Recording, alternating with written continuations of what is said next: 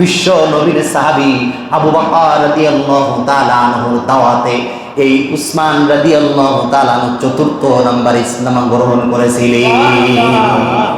আবু বকর সিদ্দিক রাদিয়াল্লাহু তাআলা আনহুর দাওয়াতে মেহনতে এই উসমান রাদিয়াল্লাহু তাআলা আনহু ইসলাম গ্রহণ করেছিলেন চতুর্থ নাম্বারে। ইসলাম গ্রহণ করার পরে বিশ্ব নবী তার আদরের দোলানি রুকায়া রাদিয়াল্লাহু তাআলা আনহাকে তার সঙ্গে বিবাহে আবদ্ধ করে দিয়েছিলেন। বিবাহ বন্ধন তার সঙ্গে আবদ্ধ হয়ে গেল। এরকম সংসার জীবন চলতে চলতে রুকায়া ইন্তেকাল করলেন। রুকায়া রাদিয়াল্লাহু তাআলা আনহা ইন্তেকাল করে মৃত্যুবরণ করলেন, চলে গেলেন আল্লাহর জমিন ত্যাগ করে, সংসার জীবন ত্যাগ করে চলে গেলেন। উসমান গনি জিন্নুরাইন রাদিয়াল্লাহু তাআলা আনহু আল্লাহ রাসূল সাল্লাল্লাহু আলাইহি ওয়াসাল্লামের সঙ্গে সাক্ষাৎ হলো। আল্লাহ রাসূল সাল্লাল্লাহু আলাইহি ওয়াসাল্লাম উসমান গনি জিন্নুরাইন রাদিয়াল্লাহু তাআলা আনহুর কাছে জানতে চাইলেন, বিশ্বনবী ওগো উসমান তোমার কি অবস্থা?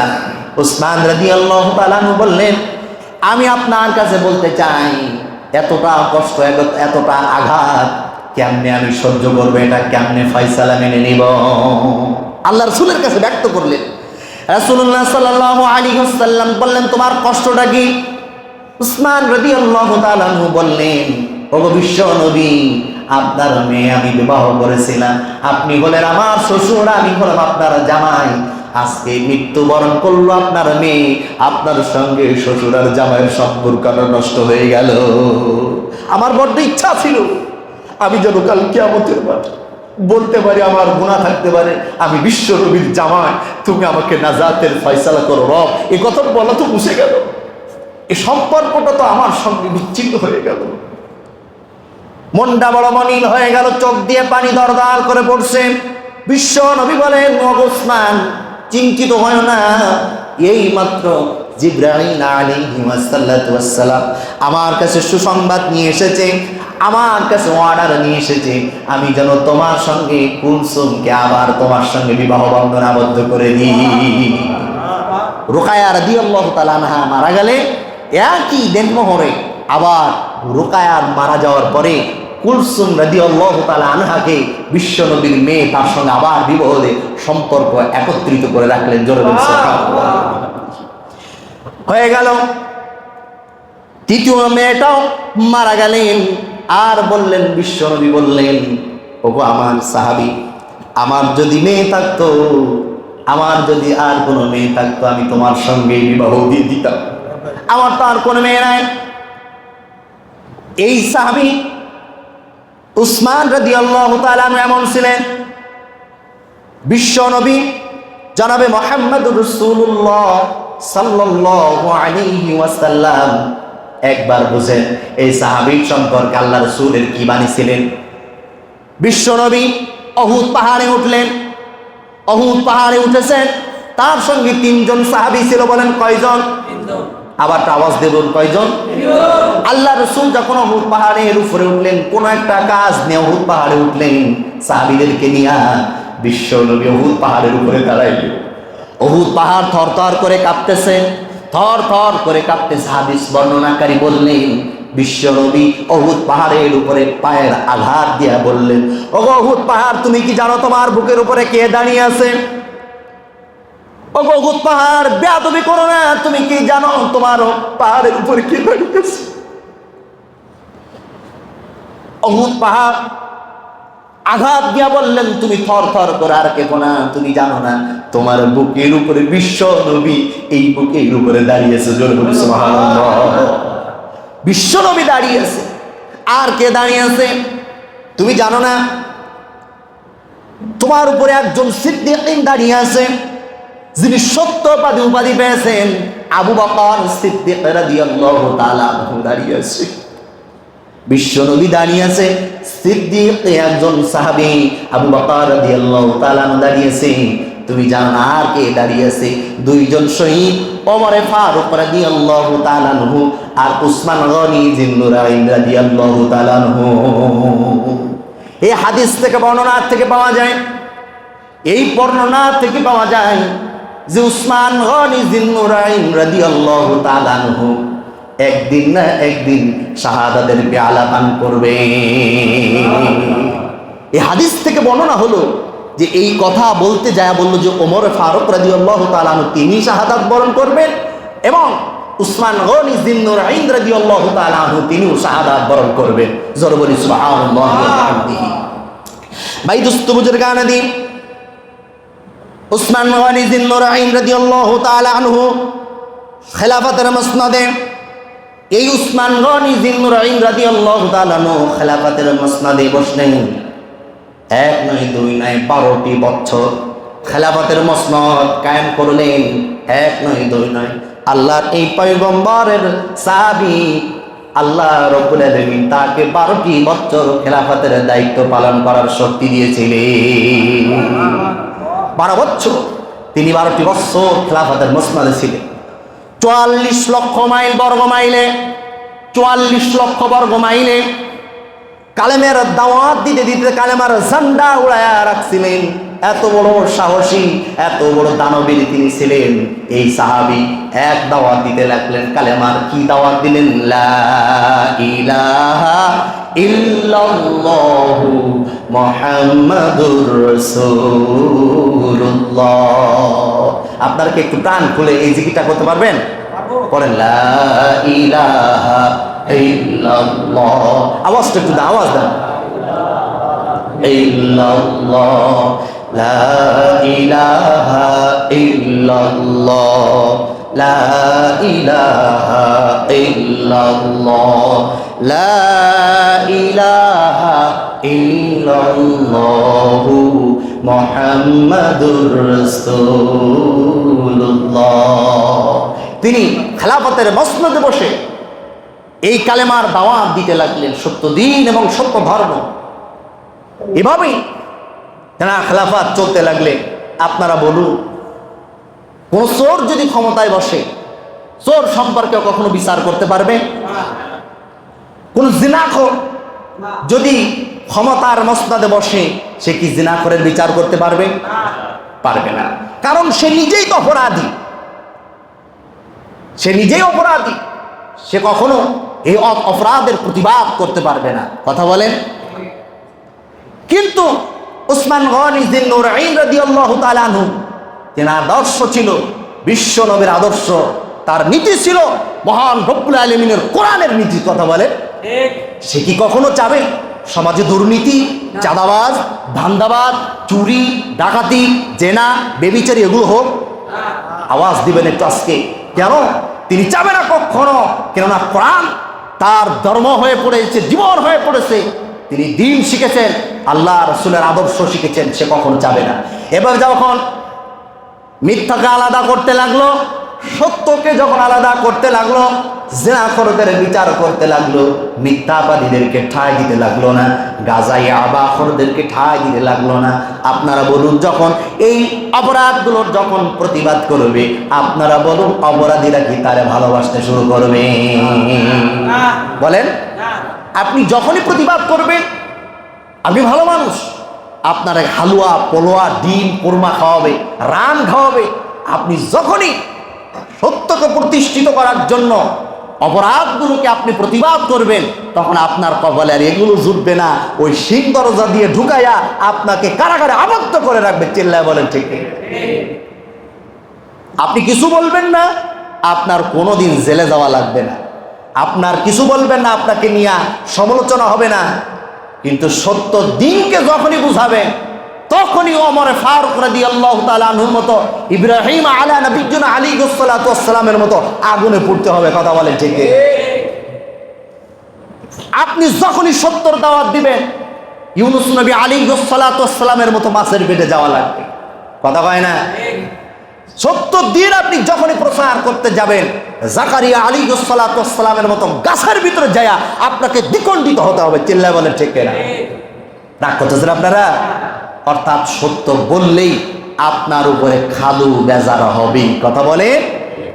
উসমান গনি জিন্নুরাইন রাদিয়াল্লাহু তাআলা আনহু 12টি বছর যখন এই খেলাফতের দায়িত্ব পালন করলেন, কোনো অপকর্ম চলবে না, বামপন্থীদের কোনো শক্তি থাকবে না। এক পর্যায়ে উসমান গনি যুন্নুরাইন রাদিয়াল্লাহু তাআলা আনহুকে এই দায়িত্ব পালন হলেন। আর বিশ্ব নবী তাকে সুসংবাদ দিয়েছিলেন যে আমার উসমানের জন্য সুসংবাদ শোনায়া দাও, যে আমার উসমান জান্নাতের সুসংবাদ শোনায়া দাও। জান্নাতের সুসংবাদ শোনায়া দিলেন, তারপর পরেই শোনায়া দিলেন কিন্তু আমার উসমানের উপরে কঠিন নির্যাতন আসতে পারে, কঠিন নির্যাতন আসতে পারে। কারণ আসুন আমরা ঘটনায় চলে যাই। এই উসমান গনি যুন্নুরাইন রাদিয়াল্লাহু তাআলা আনহু যখন দ্বীনের দাওয়াত দিলেন, খেলাফতের দায়িত্ব পালন করলেন, বামপন্থীদের কোনো শক্তি নাই। এক পর্যায়ে আস্তে আস্তে করে বামপন্থী কিছু ইহুদি নাসারারা তখন খাওয়া হয়ে গেল। কি করা যেতে পারে, কি করা যেতে পারে? এখন তো উসমানকে শেষ করে দিতে হবে। উসমানকে তো যদি শেষ না করে দেয় আমাদেরও কোনো ক্ষমতা আর থাকবে না, আমাদেরও কোনো আরো জোর থাকবে না, আমরা তো রাজ করে খেতে পারবো না। এখন কি করা যেতে পারে, কি করা যেতে পারে? তারা পরিকল্পনা করলো, মুসলমানদেরকে কাউরে কখনো যদি আপনি নষ্ট করতে চান, ক্ষতি করতে চান, তারা আপন না হইলে আপনি ক্ষতি করতে পারবেন না। কথা বলেন ঠিক না? বান্দা একটু দিল খুলে শুনেন। আপনি দলাদলি করেন আর আপনি মিছিল দেন, আপনি কিলাকিলি করেন, আপনার গাড়ির উপরে বসে দেখেন যে কোনোদিন ছোটা মিছিলও যায় না। কথা বলেন ঠিক না? সব থেকে আমার ভাবতে অবাক লাগে, আমি বয়ানগুলো যখন আমি লিখতেছিলাম, আমি দেখতেছিলাম যে সব থেকে বড় দুঃখজনক বিষয় হলো, দেখবেন মিছিল হোক, মিটিল হোক, যাই হোক না কেন, সব জায়গায় মুসলমান ক্ষমতায় যায় দেখা যায় বেধর্মী। কথা বলেন, মাথায় যায় দেখবেন বেধর্মী। কারণ হলো আপনাকে আমাকে ধ্বংস করার জন্য আপনার দিলের ভিতরে ঢুকতে হবে, আর আপনার দিলের ভিতরে না ঢুকলে ক্ষমতা নষ্ট করা যাবে না, আপনার পাওয়ার নষ্ট করা যাবে না। ঠিক অনুরূপভাবে এই ইহুদি নাসারা খ্রিস্টান বেদাউইন যারা ছিলেন, বামপন্থী যারা ছিলেন, তারা চিন্তা করো কি করা যেতে পারে। তারা এখন চিন্তা করলো আমাদেরকে কিছু ইসলাম গ্রহণ করতে হবে। আব্দুল্লাহ ইবনে সাবা নামে একজন ইসলাম গ্রহণ করলেন। ওই সময় ইসলাম গ্রহণ করলেন, ইসলাম গ্রহণ করে সব কিছু মেনে নিলেন। কিতাবের ভিতরে এমন ভাবে এসেছে, তার ভিতরে এমন ছিল, তিনি ইসলাম গ্রহণ করলেন, লিবাজে পরিপূর্ণ ইসলাম ছিল, কিন্তু দিলের ভিতরে ছিল ইসলামের খবরগুলো নিয়ে তাদের দলের সঙ্গে প্রচার করে দিত। এইভাবে তারা কাজ করতেছে, এইভাবে তারা চলতেছে, এইভাবে তারা ঘুরতেছে। এই তথ্য নিয়ে কাজ করতে করতে করতে করতে তারা এক পর্যায়ে একান শক্তি গ্রহণ করলেন যে আমরা সবাই মিলে দলবদ্ধ হয়ে বিভিন্ন পাশ থেকে, বিভিন্ন সাইড থেকে আমরা 3টা 4টা দল হইয়া যাইব। দল হইয়া যাইয়া উসমান গনি যুন্নুরাইন রাদিয়াল্লাহু তাআলা আনহুকে আমরা আক্রমণ করব। এই মুনাফিক আছে না নাই? বর্তমানে আছে না নাই? আল মুনাফিকুনা ফিদ দারকিল আসফালি মিনান নার। মুনাফিক চিরস্থায়ী জাহান্নামী। এই মুনাফিক হচ্ছে ইসলামের জন্য চূড়ান্ত দুশমন। চিল্লায় বলে ঠিক না? লেবাসে দেখা যায় চাপ ধাড়ি, লেবাসে দেখা যায় পাগড়ি খানকায় মাথায় দেওয়া, লেবাসে দেখা যায় বড় দরবেশ, কিন্তু দেখা যায় তার ইসলামের জন্য ক্ষতি ছাড়া ইসলামের জন্য কোনো ভূমিকা সে পালন করে না। চিল্লায় বলে। এইভাবে আমি ঘটনা সংক্ষেপ করে আনছি। বামপন্থীরা এভাবে তাকে আক্রমণ করার জন্য চতুর সাইড দিকে গ্রহণ করলেন। ফার্স্ট তারা টার্গেট নিল উসমান গনি যুন্নুরাইন রাদিয়াল্লাহু তাআলা আনহুকে আঘাত করতে হলে বড় বড় সাহাবীদেরকে আগে আটক করতে হবে। বড় বড় সাহাবীদেরকে তারা ঘরের ভিতরে আবদ্ধ করে রাখলেন, ঘরের ভিতরে তারা আবদ্ধ করে রাখলেন, বন্ধ করে রাখলেন।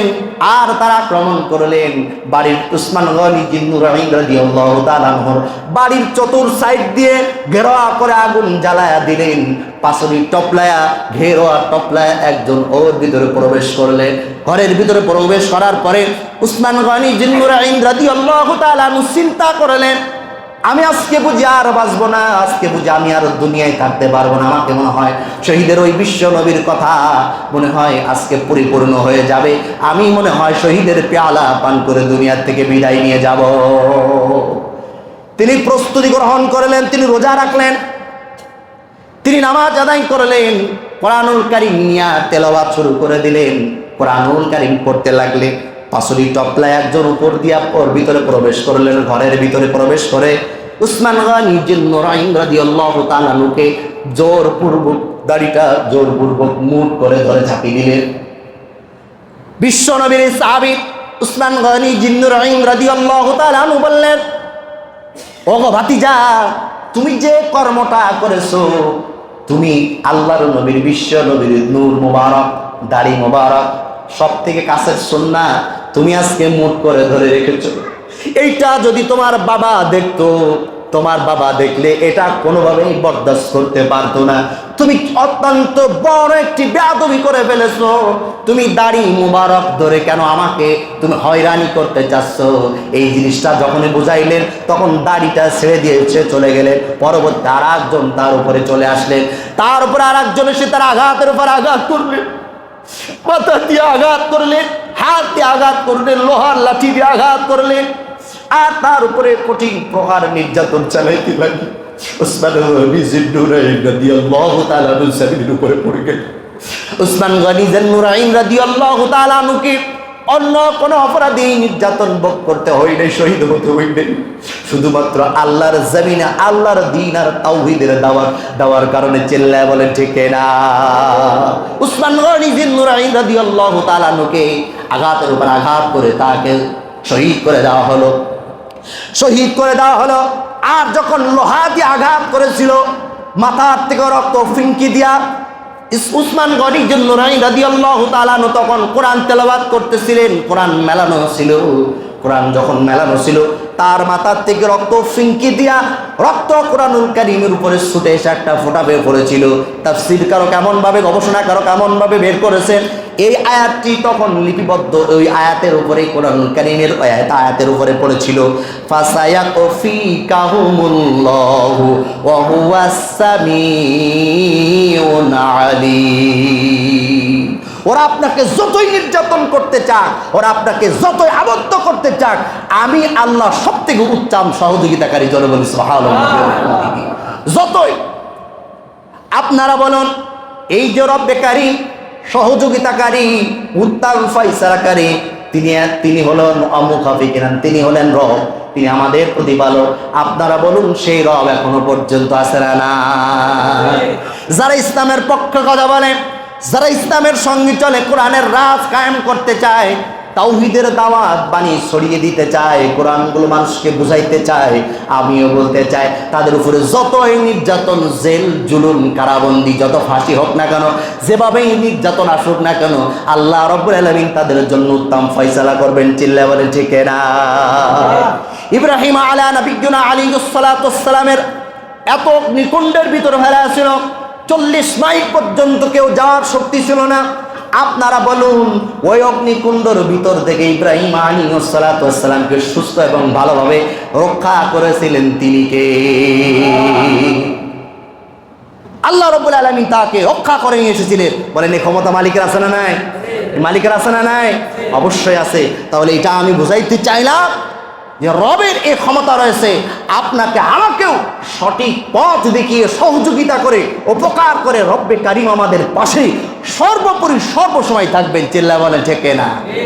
এই জন্য এই আয়াতের তাফসীর এভাবে বুঝাইতে চাইলাম যে উসমান গনি জিন্নুরাইন রাদিয়াল্লাহু তাআলা আনহুকে ক্ষতি করার জন্য, শহীদ করার জন্য কিছু সংখ্যক মুনাফিকেরা তারা ইসলাম গ্রহণ করলেন, ইসলামের লেবাস গ্রহণ করলেন, গ্রহণ করে আস্তে আস্তে করে ইসলামের ভিতরে প্রবেশ করলেন। তাই এখানে আয়াতে এইভাবে বলেছেন, ফাইন আমানা বিমিসলি মা আমানতুম বিহি ফাকাদ ইহতাদাউ ওয়া ইন তাআল্লাউ ফাইন্নাহুম ফি শিকাক। তোমরা যারা ইসলাম গ্রহণ করেছো, ভালো কাজ করেছো, আর এদের দাওয়াত শুনে যারা ইসলাম গ্রহণ করেছো, সঠিক পথটা তোমরা ধরেছো। আর যারা ইসলাম গ্রহণ করে মুনাফিকি করছো, তোমরা অন্ধকারের ভিতরে নিমজ্জিত হয়ে রয়েছো। অন্ধকার ভিতরে নিমজ্জিত হয়ে রয়েছে, তোমরা অন্ধকার ভিতরে পাকড়াও হয়ে গিয়েছো। বাইদুস্তু বুজুর্গানে দিন, আল্লাহ সুবহানাহু ওয়া তাআলা আমাদেরকে সঠিকভাবে ইসলাম মেনে চলার তৌফিক আল্লাহ তাআলা দান করুন। ইসলামের সব থেকে প্রথম রকন হলো নামাজ। আমাদের ভিতরে, সবার ভিতরে আছে আমার মনে হয়, আছে নি? নাই। বারবার বলছি, আপনি চিন্তা করুন, একজন মানুষ অসুস্থ হলে আপনি আল্লাহর কাছে বলছেন, আল্লাহ তুমি একে সুস্থ করে দাও, আল্লাহ তুমি এর হায়াত দাও, আল্লাহ তুমি এর রিজিক দাও, আল্লাহ তুমি এর জিন্দেগি দাও। আপনি কি কখনো ভাবছেন আপনার জন্য মালাকুল মউত কখন রেডি? কথা বলেন, আপনি কখনো ভাবেন নাই। আপনার সন্তান পরিবার পরিজনের জন্য অর্থ কামাই করছেন, তাদের কি খাওয়াবো, কি পড়াবো, কি খাওয়াবো, আর আপনি যে দুপুরে খাইতে পারবেন কিনা এটা ভাবছেন কখনো? ভাবেন না, এটা কখনো ভাবেন নাই। এই জন্য মাউত রিজিক এটা রব যেখানে বেঁধে রেখেছে স্টপ সেখানে হয়ে যাবে। অতিরিক্ত সুদে কোনো লাভ নাই। এই দুনিয়া ও মাজরাতুল আখিরাহ, দুনিয়া ও আখিরাতের জন্য কামায়, এটা নষ্ট করে আখিরাতে যাইয়া আপনার আমার কোনো লাভ হবে না, কোনো লাভ হবে না, কোনো লাভ